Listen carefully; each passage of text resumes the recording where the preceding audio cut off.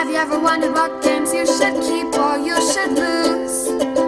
Find out here at Purge Reviews. My First Stone Age, the card game, takes My First Stone Age and makes a card game out of it, but both those games are based off the family weight game Stone Age. And this really kind of sinks everything down to a smaller package where you're moving a woolly mammoth around, trying to have memory. Oh yeah, where's that spot at so I get the goods to build my huts? You build 3 huts and you win.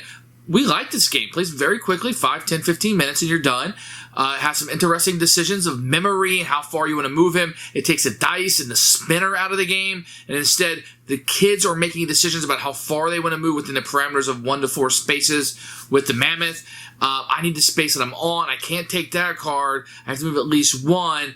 2 other people in front of me. How far can I move? And they won't go past the spot I want. Sometimes that plays into it. And I felt my kids kind of mathing that out a little bit, and that was very interesting to me. So My First Stone Age, the card game is what I recommend. There are rules where you can put this with My First Stone Age game, and you can combine the 2 games in. Some parents will like that because it gives you like that one game, this card game, and then the game of them together to be a little bit more complex. So excellent in that. Components are nice, knocked it out of the park. I wish this was sold more places. Excellent job. So here's My First Stone Age, the card game, little small box. You can see it's a very cute box here with Martin, the woolly mammoth, on the front. Open up, there'll be a rule book, which we'll take a look at in a few minutes. You have a little spot right here for Martin. He's a big chunky mammoth. He's on both sides. Looks very, very cute. And then you're going to have your cards in here. And as you open these cards up, you can see they have the huts on one side with some of these, and then what you're looking to build on this side, which is super cute. Then you have your field cards, which you'll be using for memory, which will have different items on as you go. These all have a nice like little linen finish on it. They feel great in my hand. And I played this quite a few times with my kids. You can see they've held up just fine. Here's the rule book. You can see a picture from the front cover. Now, when it comes out, it's going to kind of open up like this. You're going to have setup and kind of how to play. It's giving you a little bit of instruction here. Then on the other side will be the rules of the game. Everything is color-coded for the different actions that you'll be taking. And here are some rules if you got My First Stone Age. This is the card version. But if you have the original game, then this is how you can implement these components with it also. So over here is just the rules for this game. Excellent. I had no problems. 5 minutes, you'll be up and running.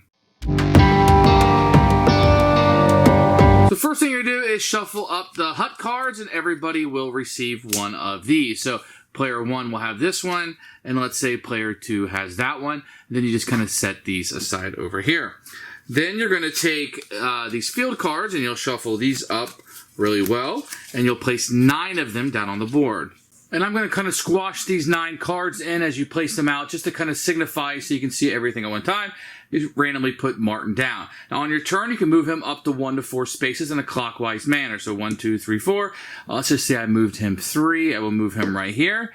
And you will flip this card over, and it has a fish on it. My hut does not require fish, so I didn't have a match. And I would just flip this back over. But let's say it was this player's turn where he did require fish. So if I flip this over and I had the fish, I would put this down in front of me, and a new card would come out face down there. So it's a little bit of a memory of what comes out. Now at the end of my turn, I was able to have all 3 goodies required. A vase, a fish, and a piece of fruit.